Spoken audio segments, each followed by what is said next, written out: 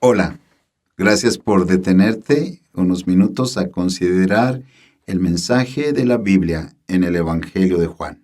Estoy convencido de que la Biblia es la palabra de Dios y aun si tú no compartes esta convicción, yo te agradezco y te invito a que escuches lo que aquí dice, porque la Biblia nos habla acerca del Señor Jesucristo.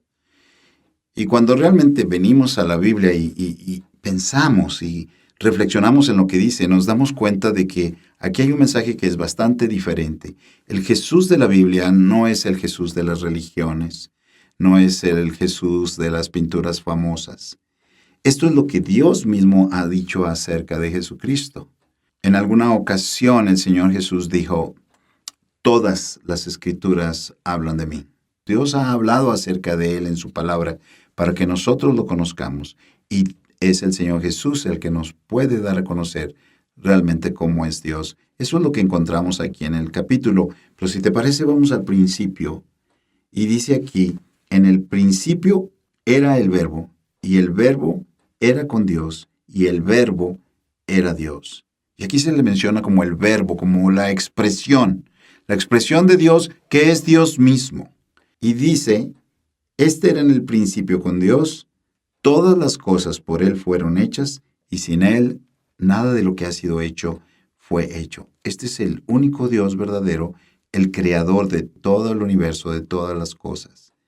De Él estamos hablando. No es solamente un gran hombre, no es nada más alguien que dijo cosas muy interesantes, es el mismo Dios que hizo todas las cosas. Y dice en versículo 14, y aquel Verbo fue hecho carne y habitó entre nosotros. Él se hizo carne para poder darnos a entender quién es Dios. Aquí dice más adelante que a Dios nadie le vio jamás.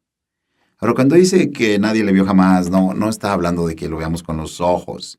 No está hablando de satisfacer esa demanda de los que se dicen ser ateos, decir, pues yo no creo en Dios, pero si lo viera, yo podría creer en Él. Realmente no se trata de una visión. La vista no es tan confiable como creemos. Aquí en realidad lo que está diciendo es que nadie ha podido conceptuar realmente quién es el Dios verdadero.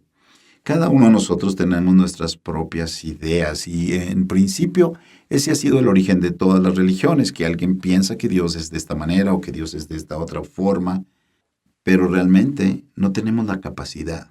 Con todo lo maravilloso y grande que es nuestro cerebro, no tenemos la capacidad para conceptuar realmente a Dios, al Dios verdadero. Ha sido única y exclusivamente por la iniciativa de Él de darse a conocer a nosotros, que nosotros podemos ir entendiendo quién es, cómo es realmente el único Dios verdadero. A Dios nadie le vio jamás. El unigénito Hijo que está en el seno del Padre, Él le ha dado a conocer. Es decir, en el momento indicado, este Dios se hizo carne, habitó entre nosotros y empezó a darnos a entender realmente quién y cómo es Dios. Un conocimiento, una revelación sin la cual nuestra mente solamente estaría inventando cosas acerca de Dios. El Señor Jesucristo, el mismo Verbo hecho carne, el mismo Dios, pisó este planeta para vivir de una manera y hablarnos de una forma en que nosotros pudiéramos entender quién es Dios. Él convivió con un grupo de personas que al conocerlo, ellos también hablan acerca de Él, hablan acerca de Dios, hablan acerca del Señor Jesús. Uno de los primeros que se mencionan aquí en este capítulo es Juan el Bautista. Y Juan el Bautista sí había sido enviado por Dios como un profeta para anunciar lo que iba a pasar, que el Señor Jesús iba a venir a este mundo.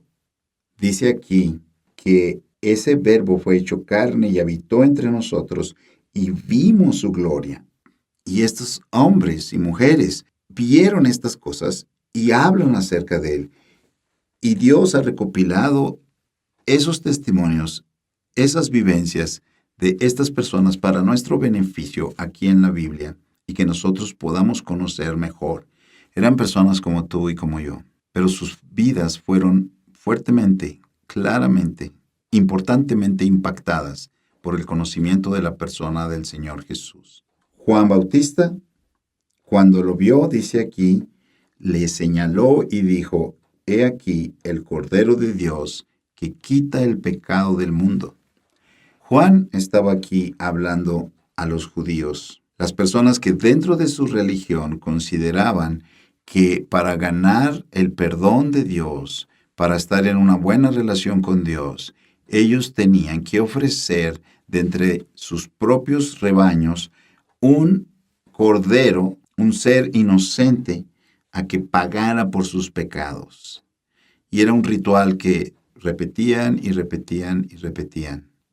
Para nosotros quizá las palabras, he aquí el Cordero de Dios que quita el pecado del mundo, pues no tienen directamente un significado, pero para aquellas personas esto era tan claro, tan directo, porque estaba mencionando al Señor Jesús no como un cordero que proviene del rebaño, de los corrales personales de ellos, sino que este cordero viene por parte de Dios para efectivamente quitar de en medio el pecado.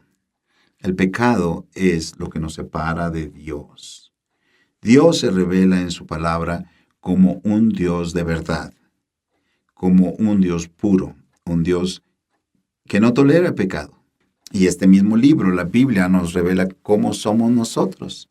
Y si tú y yo nos ponemos a pensar realmente, aunque la palabra pecado es muy religiosa, nos daremos cuenta que el origen de todos nuestros problemas es esa constante insistencia que tenemos en estar haciendo las cosas contrario a lo que Dios dice.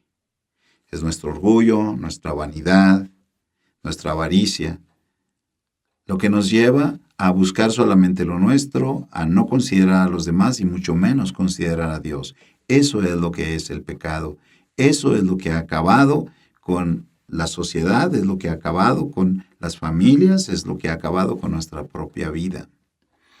El problema del pecado no es un problema religioso, es un problema personal, real, grave.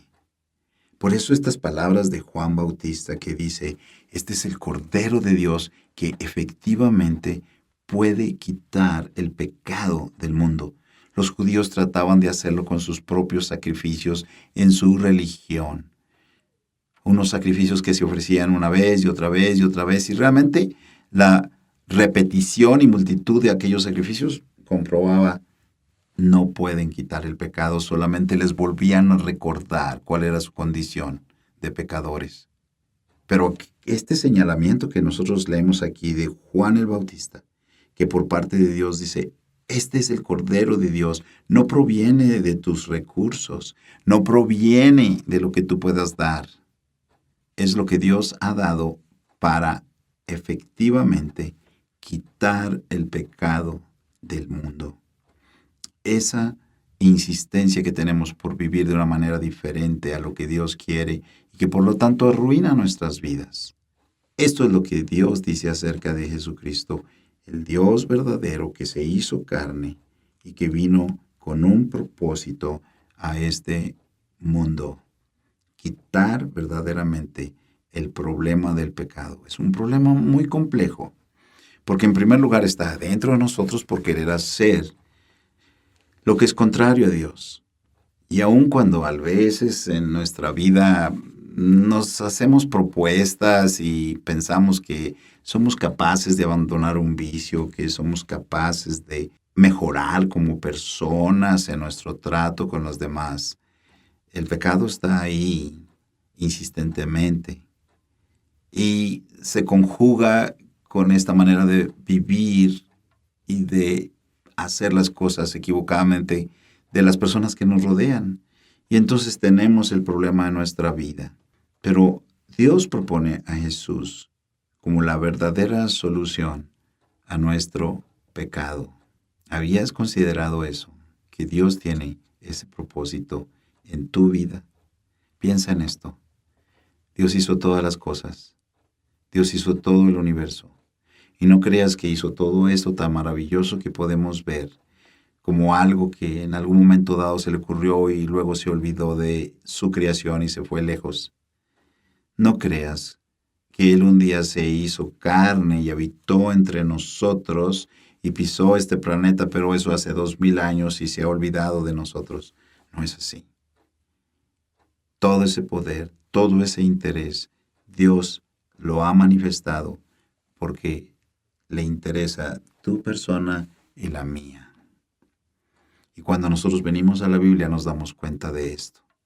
Esta es la intención de Dios por tener una amistad, una relación personal con cada uno de nosotros. Religiones tenemos suficientes, pero Dios nos busca en forma personal. Y a través de las páginas del Evangelio de Juan nos vamos a dar cuenta de eso, que este Dios es un Dios personal que tiene, por una parte, el propósito de solucionar esta manera de vivir que nos ha arruinado. Y por otra parte, enseñarnos a vivir junto con Él la vida que es realmente vida verdadera. Te agradezco la atención y te invito a que continúes con nosotros a través de estos mensajes en el Evangelio de Juan a conocer qué es lo que Dios tiene. Te invito, como Dios nos invita, a que escuchemos con atención, a que pensemos en lo que dice aquí y consideremos este mensaje como algo que puede traer realmente significado a nuestra vida. ¿Y sabes por qué te invito? Porque esto es lo que ha dado significado a mi propia vida. Y porque este mensaje es lo que trajo la solución a mi vida personal, a mi vida familiar. Este es el mensaje que ha cambiado mi vida. Por eso lo comparto contigo.